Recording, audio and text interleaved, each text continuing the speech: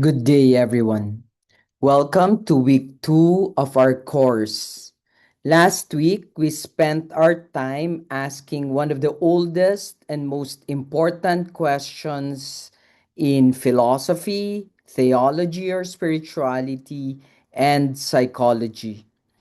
Who is the human person? We discovered that despite their different methods, psychology and spirituality are not competitors, they are companions. Psychology observed the human person from within history through behavior, cognition, emotion, personality, and relationships. Theology contemplates the same human person from the horizon of God, grace, revelation, and salvation. They are looking at the same reality from different perspectives. This week, we shall look into a similar direction.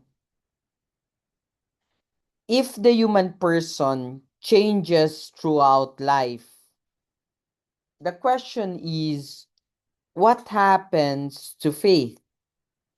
Does faith remain exactly the same from childhood until old age?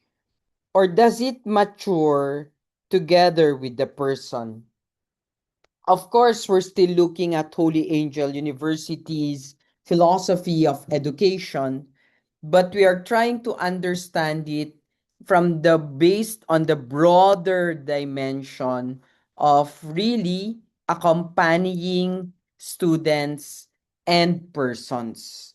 That's really the dynamic and the direction we are going. We need to understand uh, that these questions is more important than it appears. Every one of us has probably experienced moments when our understanding of God changed. The prayers we prayed as children are not the prayers we pray today. The questions that disturbed us as teenagers are not the same questions we wrestle with as adults. Even our image of God changes as we experience success, failure, suffering, love, vocation, and even loss. This course is therefore not merely about psychology, neither is it simply about theology. It is about the meeting point between the two. It asks how human development becomes the context within which the grace of God is received, understood, and lived. We divide this lecture into three parts, and it's important to pay attention that we will only tackle slides 1 to 18 in this recording. Remember, I hope you will appreciate that development at this point is not simply biological or psychological. Growth also has a spiritual dimension. The Christian life is a journey of becoming.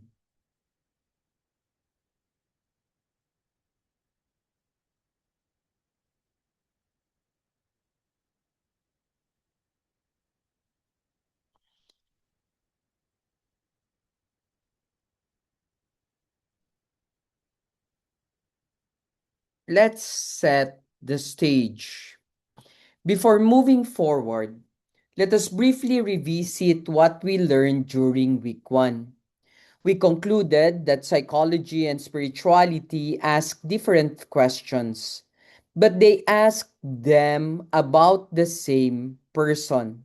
Psychology asks, how does the human person think, feel, learn, behave, develop? Theology asks, why does the human person exist? For whom? Toward what destiny? These are not competing explanations. Rather, they illuminate different dimensions of one human mystery. Imagine a physician examining your heartbeat while a poet describes what it feels like to fall in love. Neither is wrong. The physician explains the biological process. The poet explains the lived experience. One describes mechanisms, the other reveals meaning. Together, they provide a fuller understanding of reality. The same is true of psychology and theology. Psychology tells us how attachment develops. Theology tells us why we are ultimately created for communion with God. Psychology explains resilience after trauma. Theology speaks of hope. Psychology studies forgiveness as a process of emotional healing. Christianity proclaims forgiveness as participation in the mercy of God. Neither discipline abolishes the other. This insight is particularly important because our culture often forces us to choose between science and faith, as though accepting one requires rejecting the other. The Catholic intellectual tradition has consistently resisted this false opposition. Truth cannot contradict truth. If both psychology and theology genuinely seek truth, then they should ultimately illuminate one another. That conviction becomes the foundation of everything we shall discuss today. So let's look at what question drives week 2. Now we arrive at the central question. If the human person develops psychologically, does faith also develop? Think about your own life. When you were 5 years old, who was God? Perhaps he was the old man with a white beard you saw in children's Bibles. Perhaps he was someone who rewarded good behavior and punished bad behavior. Perhaps your prayer consisted mostly of asking for toys, passing examinations, or keeping your family safe. Now, compare that image with your understanding today. Your relationship with God has probably become more complex. Perhaps suffering has forced you to ask difficult questions. Perhaps higher education challenged inherited beliefs. Perhaps falling in love, entering ministry, raising children, or caring for aging parents transformed your understanding of divine providence. Notice something remarkable. God did not necessarily change. You changed.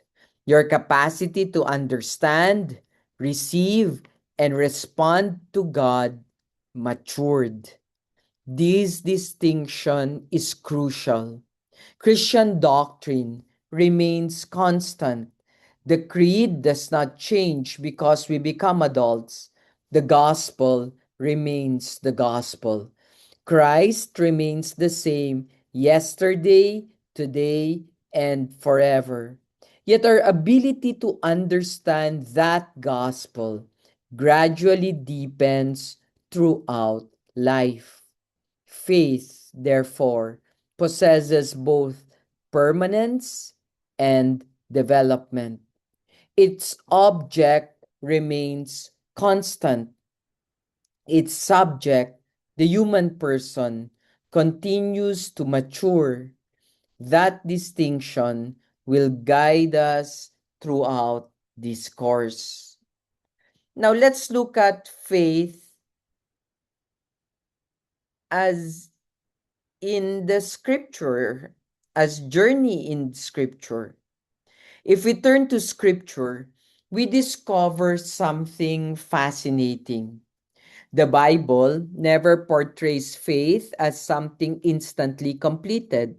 Instead, faith always unfolds as a journey. Consider Abraham. God does not hand Abraham a complete map. He simply says, "Go from your country to the land that I will show you." Notice the wording, "I will show you."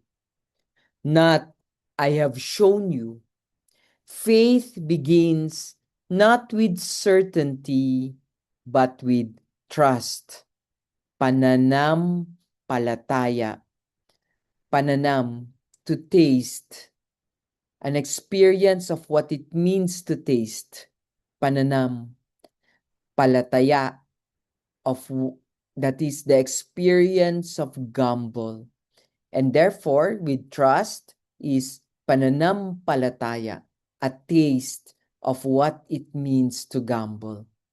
Abraham, as you will know, grows into faith precisely because he continues walking.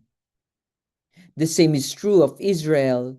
The Exodus was not completed in one day. The people wandered in the desert for decades. Again and again, they trusted. Again and again, they doubted. Again and again, God formed them. Even failure became part of their education. The disciples offer perhaps the clearest example. How many times did they misunderstand Jesus? Peter confesses Jesus as the Messiah, yet moments later rebukes him for speaking about the cross. James and John argue about power. Thomas doubts. The Emmaus disciples failed to recognize the risen Christ. Even after the resurrection, understanding comes gradually. Gradually. The gospel itself portrays discipleship as a lifelong journey. Faith, therefore, resembles pilgrimage more than possession. We are always arriving.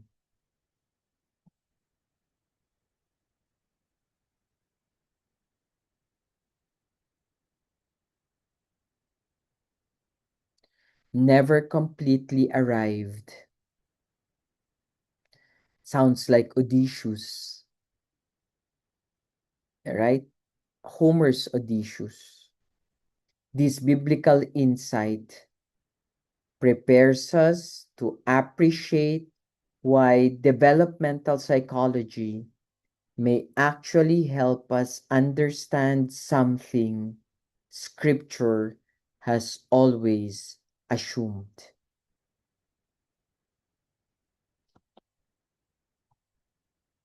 At this point,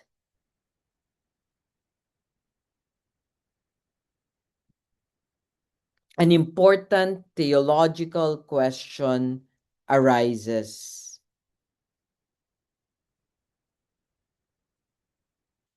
Christianity insists that faith is fundamentally a gift of grace.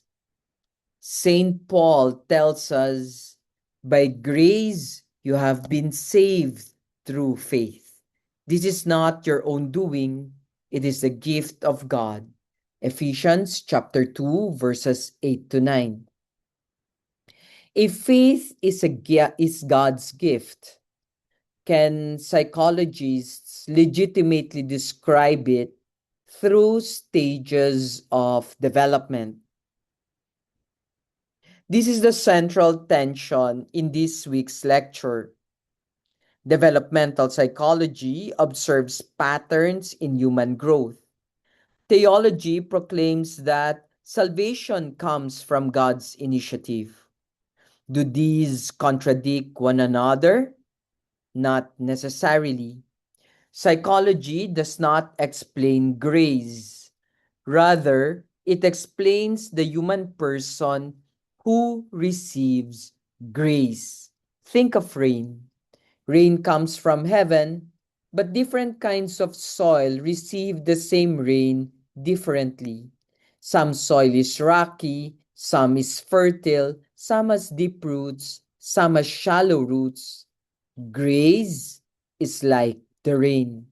Human development describes the soil. Psychology, therefore, studies the conditions that influence how faith is expressed, understood, appropriated, and lived. It never replaces grace. Rather, it helps us understand the human recipient of grace.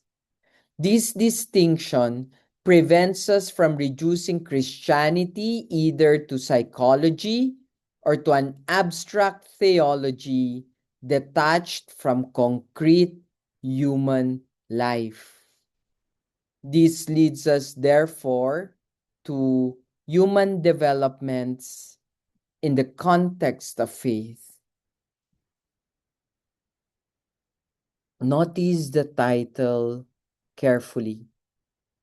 Human development as the context of faith. The word context is extremely important. We are not saying that psychology produces faith, nor are we saying that faith is merely another psychological phenomenon. Instead, we are saying something more modest and perhaps more profound.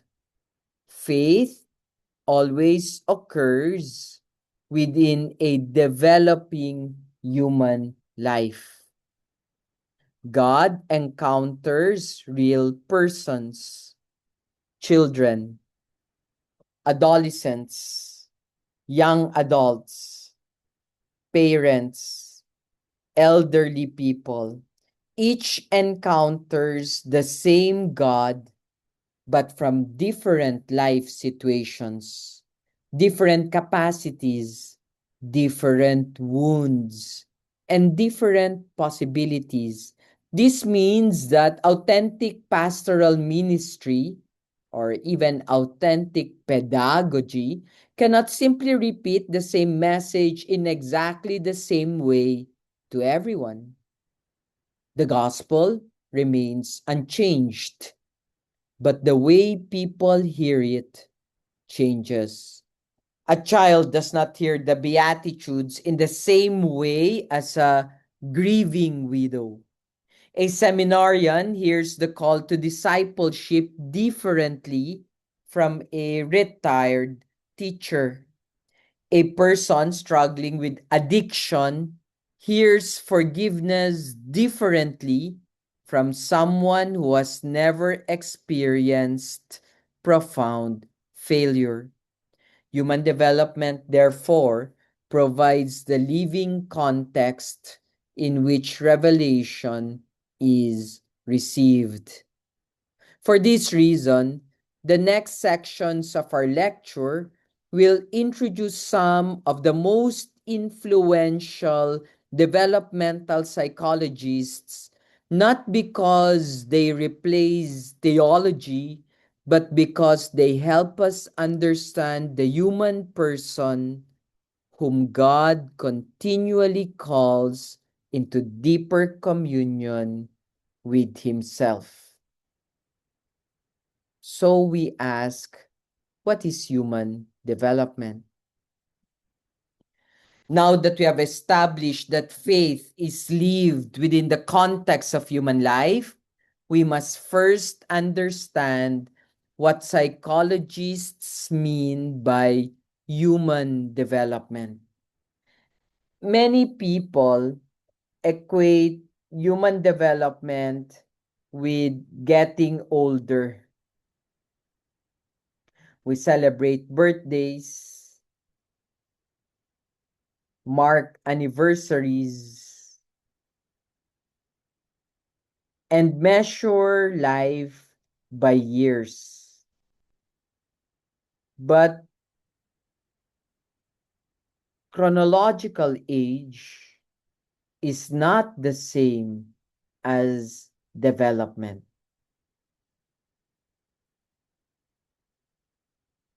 They're just not the same. A person may be 50 years old and still react to disappointment with the emotional immaturity of a teenager. Conversely, a young person who has endured hardship may display remarkable wisdom and resilience. Development, therefore, is not merely the passage of time, it is a gradual transformation of the whole person. Psychologists describe this transformation as occurring across several interconnected dimensions. Biologically, our bodies grow and eventually decline. Cognitively, we learn to think in increasingly complex ways. Emotionally, we become more capable of recognizing, regulating, and expressing our feelings. Socially, we learn how to relate to others, form friendships, establish families, and participate in communities. Morally, our understanding of right and wrong becomes more nuanced. Finally, existentially, we begin asking questions about meaning, purpose, suffering, and death. Notice that these dimensions do not develop independently. They constantly influence one another. For example, imagine a university student who experiences the death of a parent.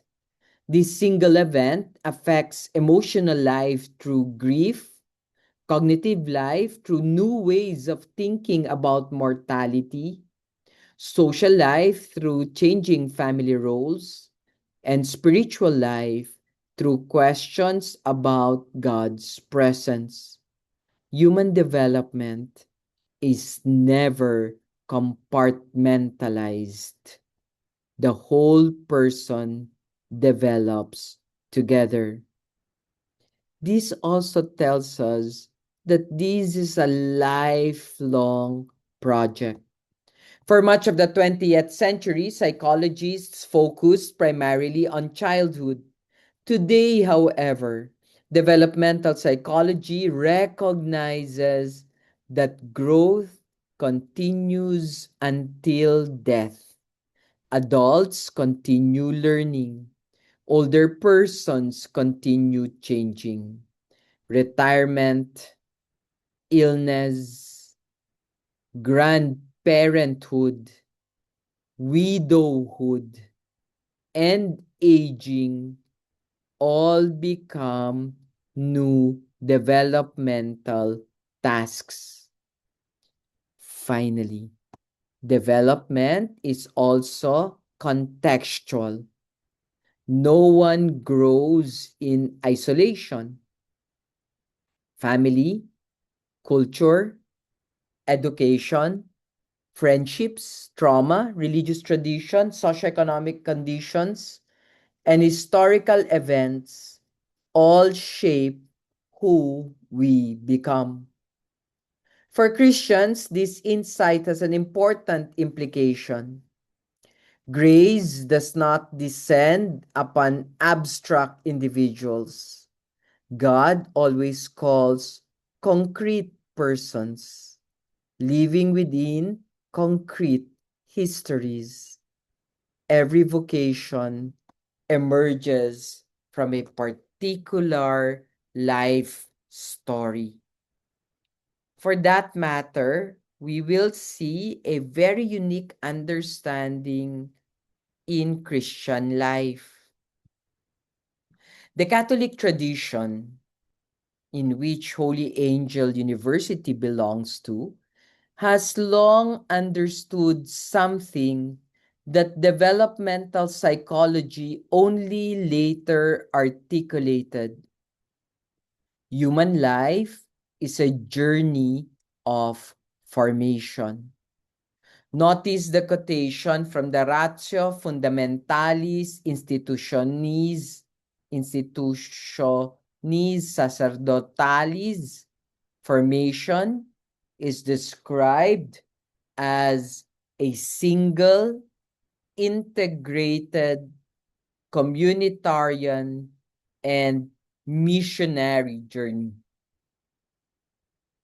The word journey deserves our attention.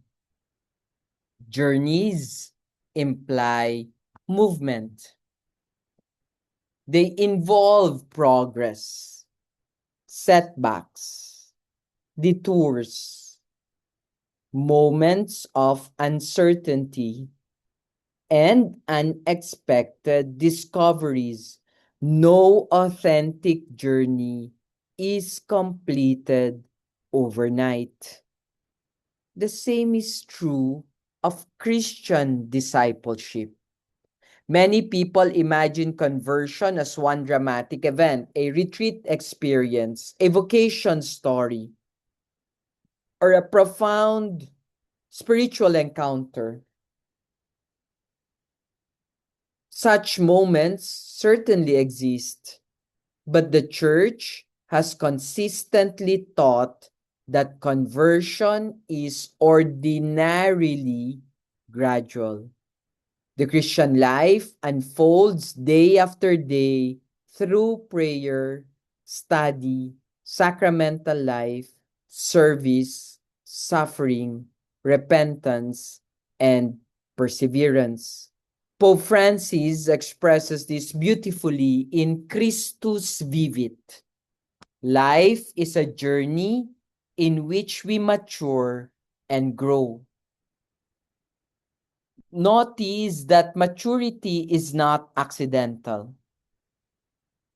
It requires participation.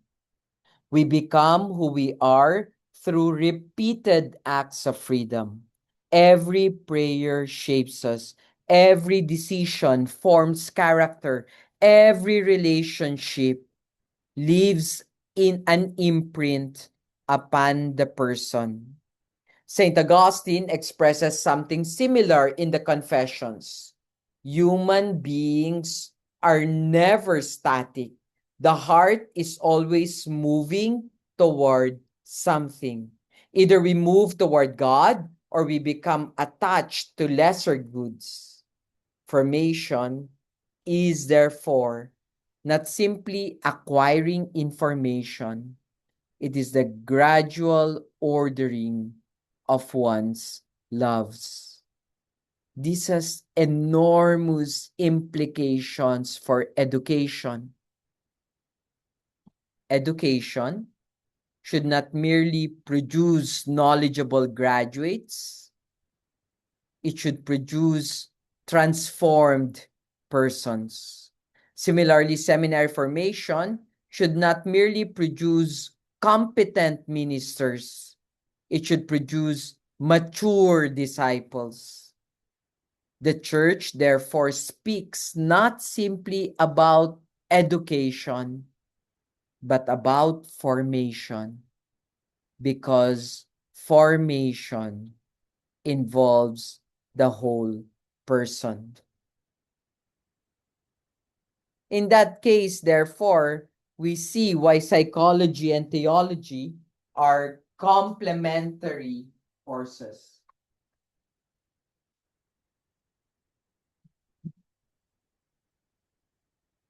Or complementary lenses. Psychology asks how do persons mature?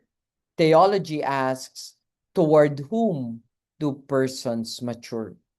Notice that these questions again are different, but they're not opposed.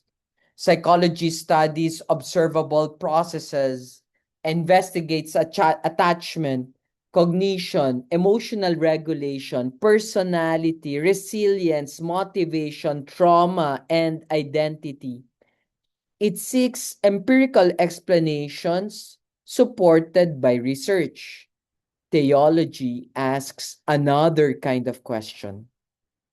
Human beings certainly mature psychologically, but what is the purpose of that maturity?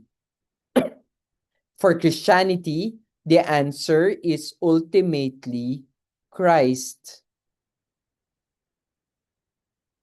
Human development is not simply about becoming more efficient, more productive, or more emotionally stable. Those are valuable achievements, but they are not humanity's final destiny. The deepest purpose of development is communion. Communion. This distinction between psychology and theology prevents two opposite errors. The first error is psychological reductionism. The idea that religion is nothing more than human psychology. According to this view, prayer becomes merely emotional regulation. Worship becomes group bonding, and faith becomes a coping mechanism.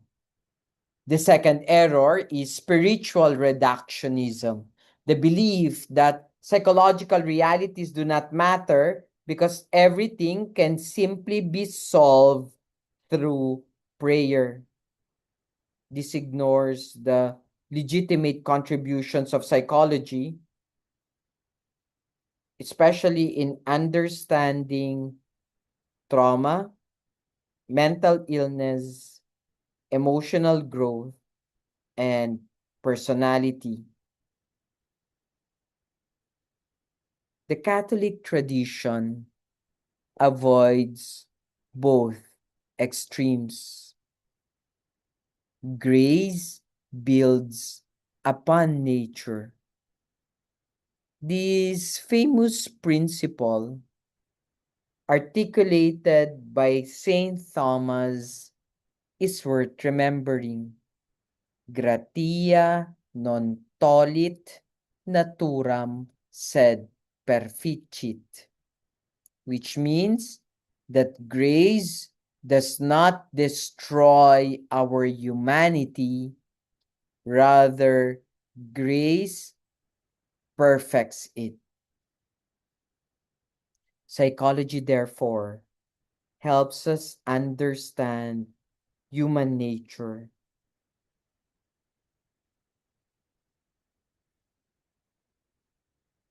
Theology reveals humanity's supernatural destiny.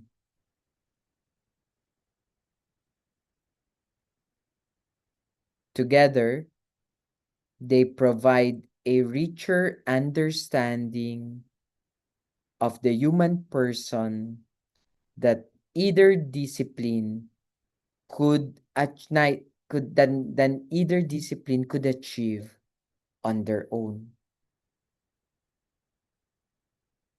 Let's go now to the thinkers that we will study in class. And let's begin with Erik Erikson.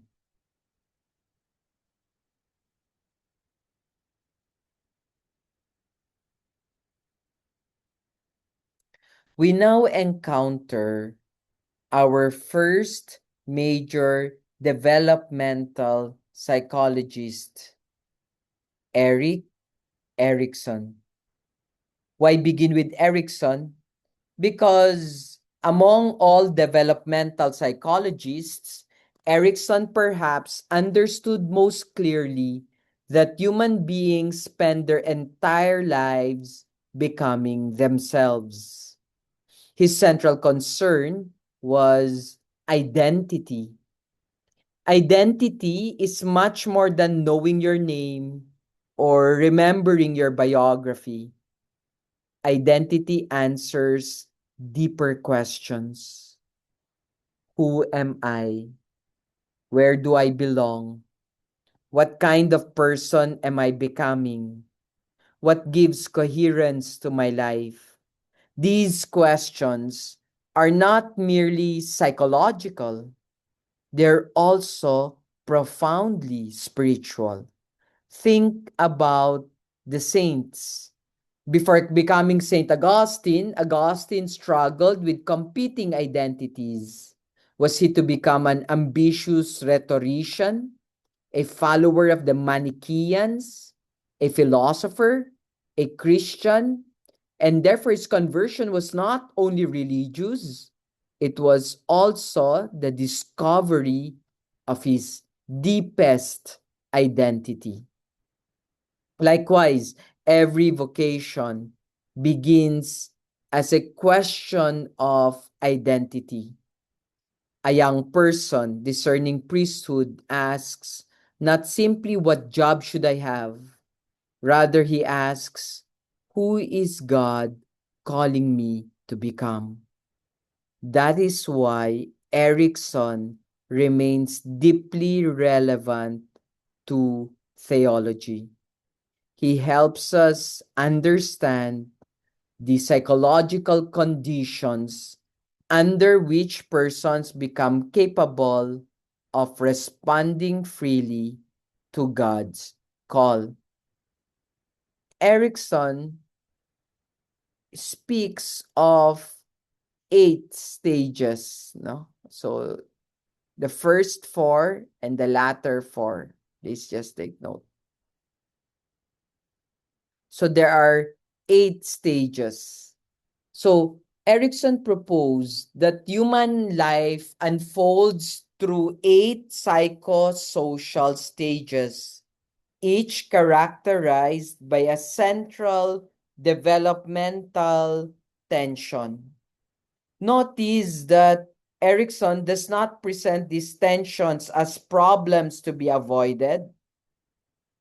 Rather, they are developmental opportunities. The first stage is trust versus mistrust.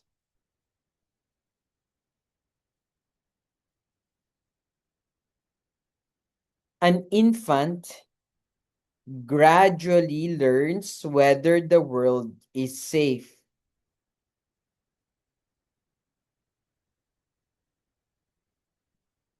If caregivers respond consistently with love and care,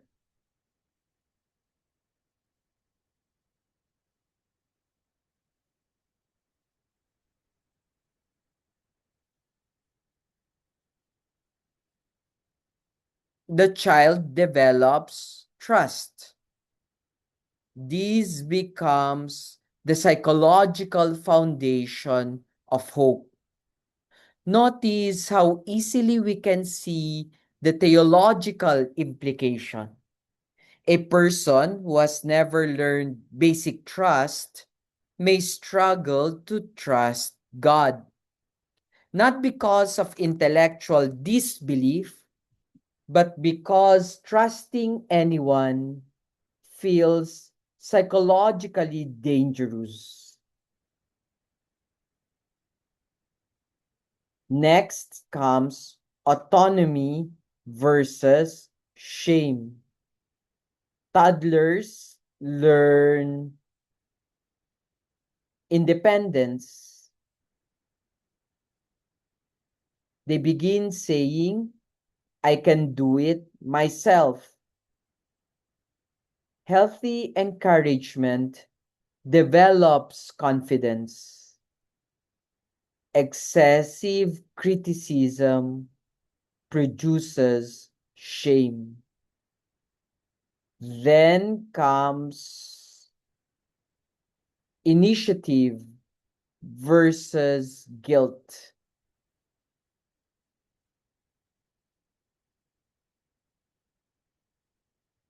Children begin exploring, imagining, and initiating action. They discover that they can influence the world. Fourth, industry versus inferiority.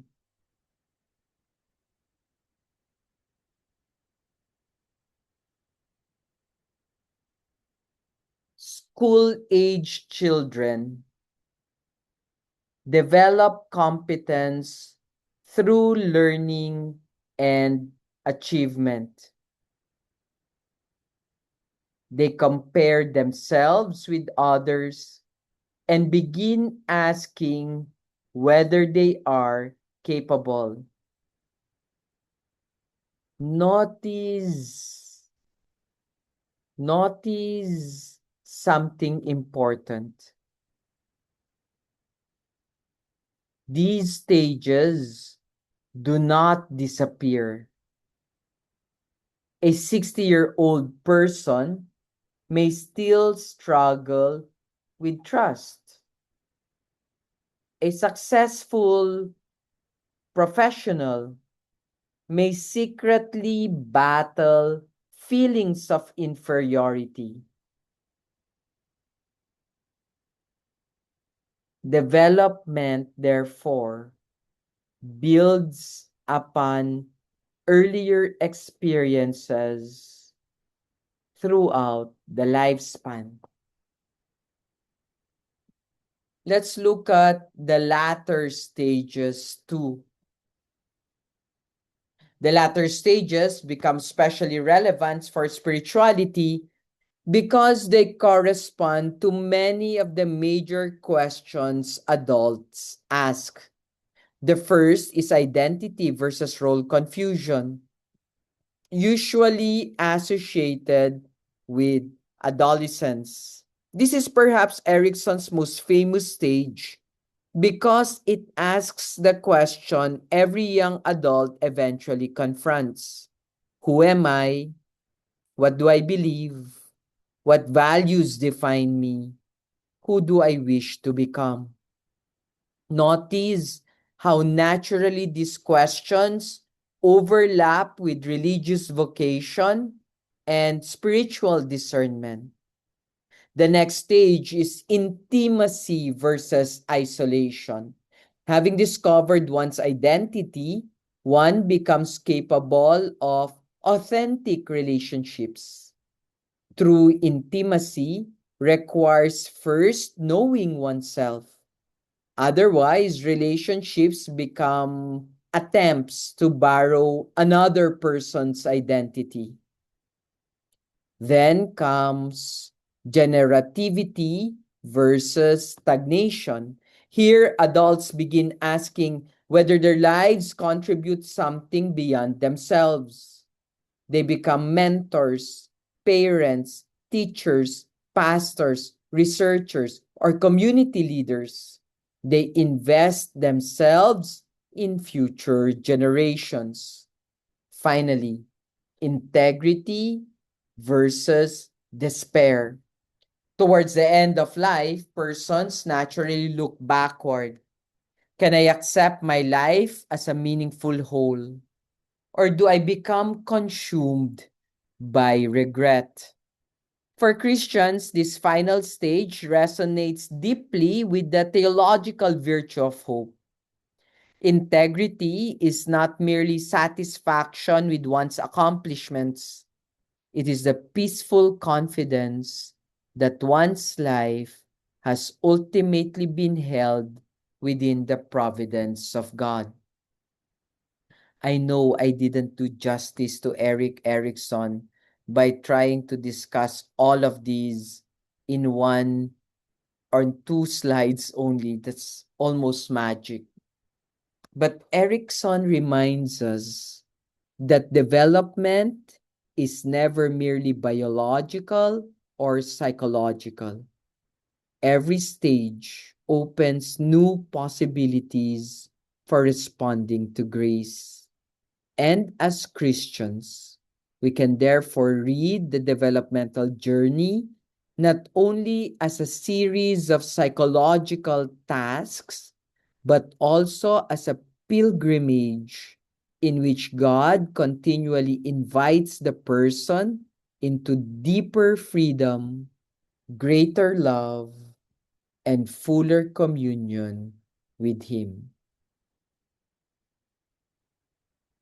Let's focus a little bit and talk about identity versus role, which, as we said, is the faith nexus. We now arrived at what is arguably Eric Erickson's most influential contribution to the psychology of faith: identity versus role confusion.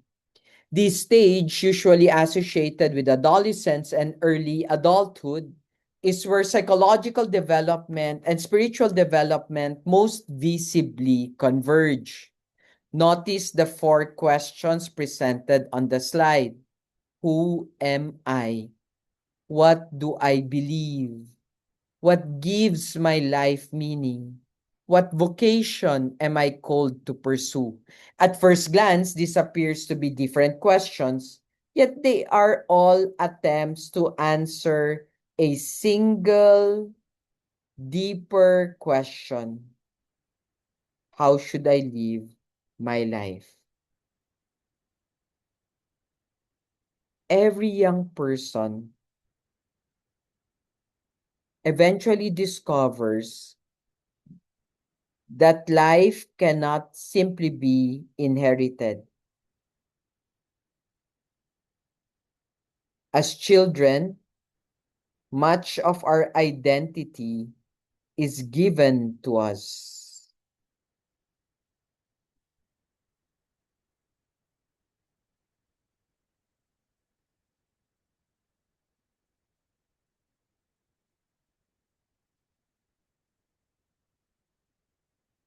Given.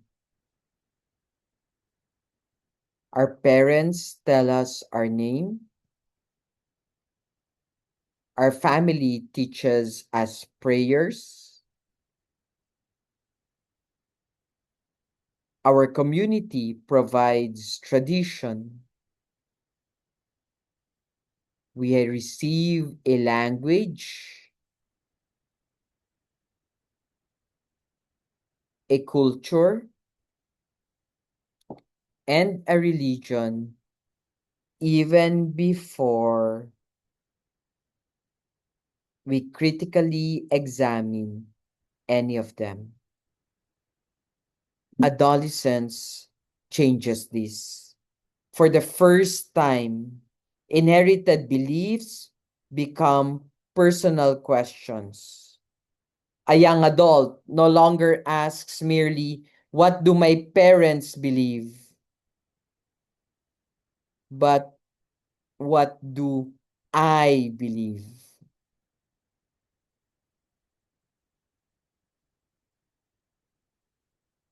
This questioning is not necessarily a sign of unbelief. On the contrary, it can be the beginning of mature faith. Many parents become anxious when their children begin asking difficult questions about God. Yet questioning is often evidence that faith is moving from external conformity to personal appropriation.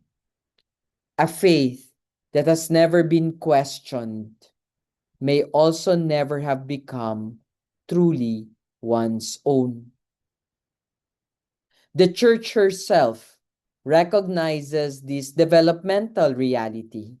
Formation is not about preventing questions, it is about accompanying persons as they seek truth. Christ himself did not silence honest questions, he invited them. Nicodemus came at night with questions. Thomas questioned the resurrection. The Samaritan woman questioned worship. Each encounter became an occasion for deeper revelation. For seminarians and graduate students, this stage is especially important. Academic study frequently unsettles inherited certainties. Reading philosophy, theology, history, and psychology can expose tensions that were previously unnoticed. This should not be feared. Authentic faith is not threatened by honest inquiry. Rather, as Saint Anselm famously expressed it, theology is fides quaerens intellectum, faith seeking understanding. Thus, Erickson helps us appreciate that the search for identity is not merely a psychological crisis. It is often the very place where vocation is discerned and where faith becomes personally owned. This leads us to Christian identity. Having explored Erickson's understanding of identity, we now encounter the Christian response.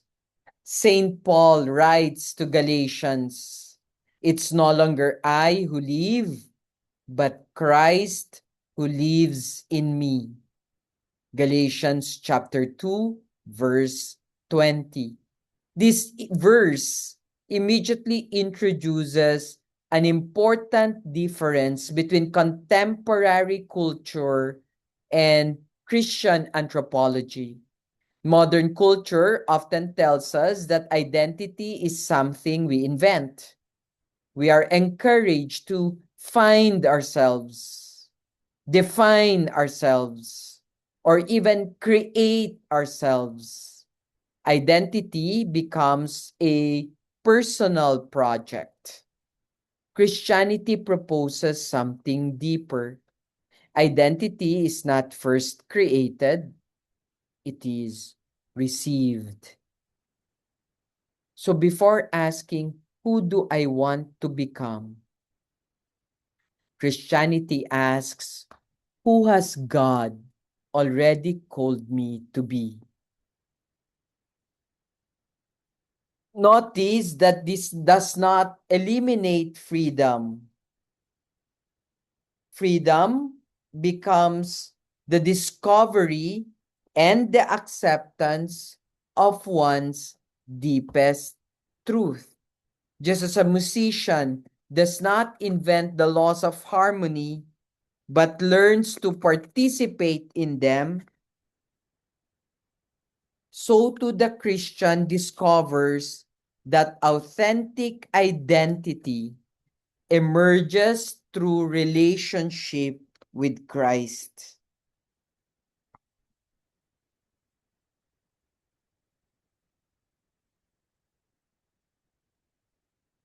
Erickson rightly teaches that identity develops through relationships, culture, commitment, and life experiences. Theology accepts this insight but deepens it. Our deepest identity is not merely psychological, it is sacramental. Through baptism, one becomes a child of Christ. Something that we have to pay attention to.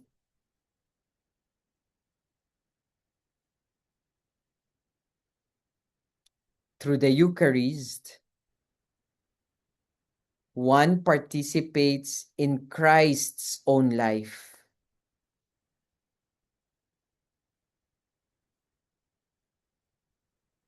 Through grace, identity becomes fundamentally relational.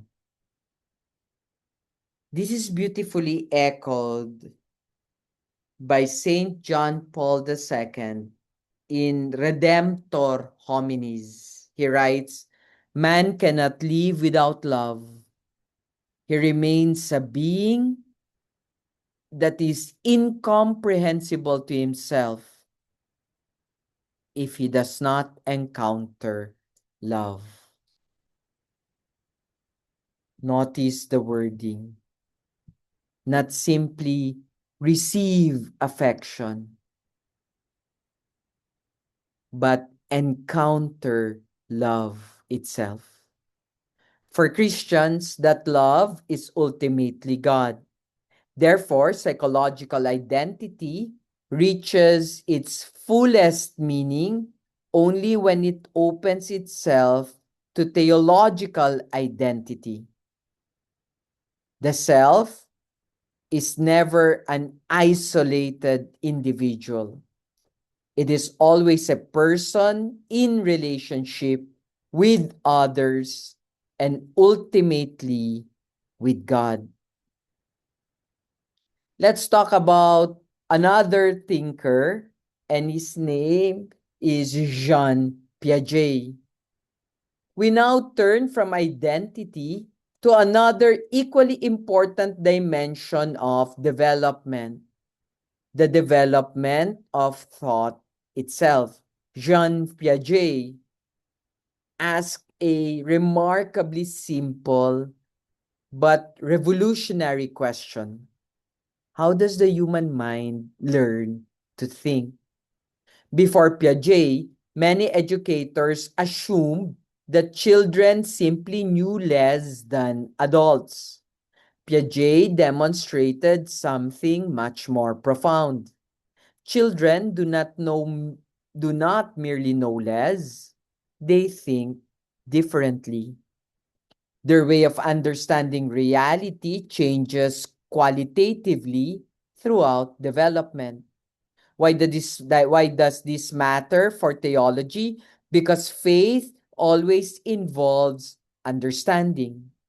A 5-year-old child cannot understand the Trinity in the same way a doctoral student in psychology and or theology do. A child hears the story of the Good Samaritan differently from an adult physician. A mature believer contemplates the Eucharist differently from someone preparing for First Communion. The gospel remains the same, the mind receiving the gospel changes. Therefore, developmental psychology helps explain why catechesis cannot simply repeat identical explanations for every age group. The church has always understood this intuitively. Parents naturally explain God differently to a child than to an adult. Good teachers adjust their language according to their students' capacity. Piaget gives us a scientific framework for understanding why this is necessary. As we shall see, Cognitive maturity expands the person's capacity to receive deeper theological truths. So there are 6 for Piaget, but we only have 4 on this slide. Oh, sorry. There are 4 for Piaget. So Piaget identified 4 major stages through which human reasoning develops. The sensory motor stage spans approximately birth to 2 years. Infants understand reality primarily through bodily interaction. They touch, taste, hear, and manipulate the world. Knowledge is rooted in direct experience. The pre-operational stage, roughly ages 2 to 7, introduces symbolic thinking. Children begin using language and imagination. However, their reasoning remains intuitive and centered largely upon their own perspective. The concrete operational stage is the third from 7 to 11 years, and it brings logical reasoning about concrete realities. Children understand cause and effect, classify objects, and recognize multiple perspectives, but they still struggle with highly abstract ideas. Finally, comes the formal operational stage. Beginning around adolescence, here abstract reasoning becomes possible. Young people can think hypothetically, engage philosophical questions, understand symbolism, and reflect critically upon ideas. Notice that Piaget is not describing intelligence. He's describing the structure of knowledge, knowing, reasoning. A child is not less valuable because he cannot understand metaphysics. He simply has not reached the developmental stage where abstract reasoning becomes possible. Likewise, in spiritual formation, it's technically similar.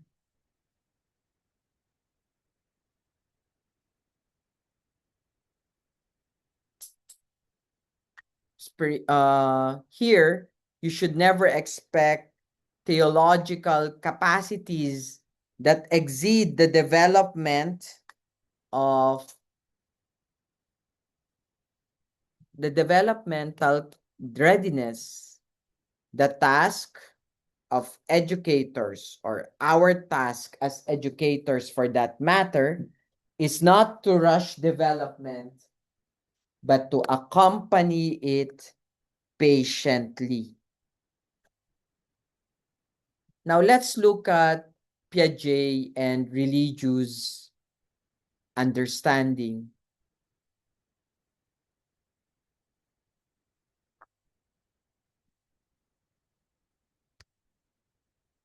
So here we see how cognitive development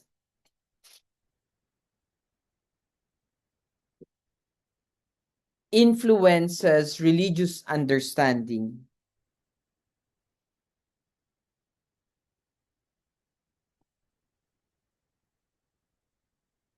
Think about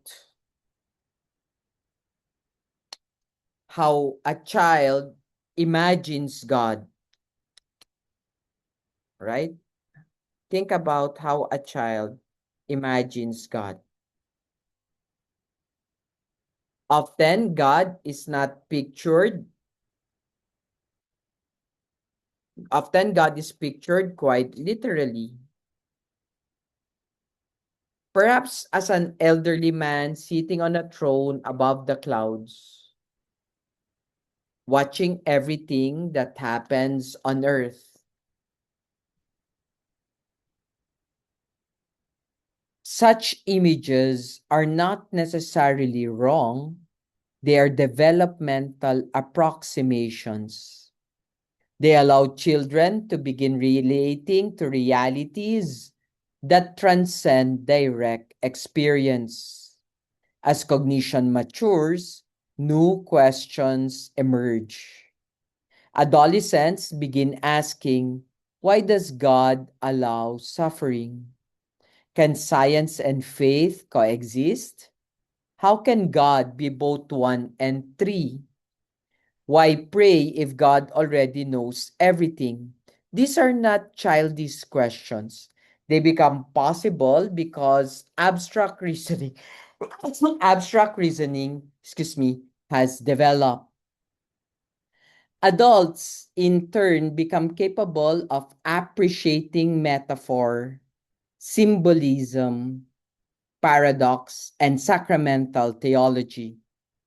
They realize that many biblical texts communicate truth through narrative, poetry, symbol, and analogy rather than scientific description.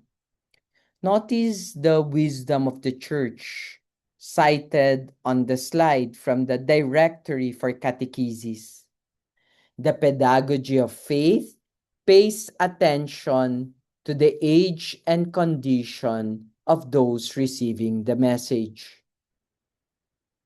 This is an extraordinarily important pastoral principle. Truth itself does not change. The gospel remains constant. What changes is the person's capacity to receive, understand, and appropriate the truth. Therefore, good catechesis always respects developmental readiness while also inviting continual growth. Piaget has helped us understand how the human mind develops. Now, theology introduces an important qualification. Saint Augustine famously wrote, Si comprehendis non est Deus. If you have understood God, it is not God you've understood. Or in the slide, if you have understood, what you have understood is not God. At first, this sounds puzzling. Surely we can know something about God. Indeed, we can. But Augustine reminds us that every concept we form about God remains limited. No matter how sophisticated our theology becomes, God infinitely exceeds our understanding. The Christian tradition often expresses this through the Latin phrase, semper maior. God is always greater. These insights protect us from two opposite mistakes. The first is intellectual arrogance. Someone may earn advanced degrees in theology and begin believing that he has mastered God. Augustine reminds us that theology is never possession of God. It is humble participation in a mystery that always already surpasses us. The second mistake is anti-intellectualism. Some conclude that because God is mysterious, thinking is unnecessary. Augustine rejects this as well. We are called to seek understanding. The mind genuinely matures. Theology genuinely deepens. Yet every new insight simultaneously reveals an even greater mystery. Piaget maps the development of human cognition Theology reminds us that even the most mature human mind never exhausts divine reality. This is why Christian learning always requires humility. The more we know, the more we realize how much remains beyond us. Faith, therefore, is not the elimination of mystery, but the deepening of our participation in it. As we conclude today's lecture, we can now appreciate the progression we have followed. Erickson showed us that the self develops. Piaget showed us that thought develops. In our next lecture, Kohlberg will demonstrate that moral reasoning develops before we finally turn to James Fowler's influential proposal that faith itself develops through recognizable stages. This sequence will allow us to ask the central theological question: how can developmental psychology illuminate the life of faith without reducing grace to psychology? I hope this recording is clear. Thank you very much, everyone.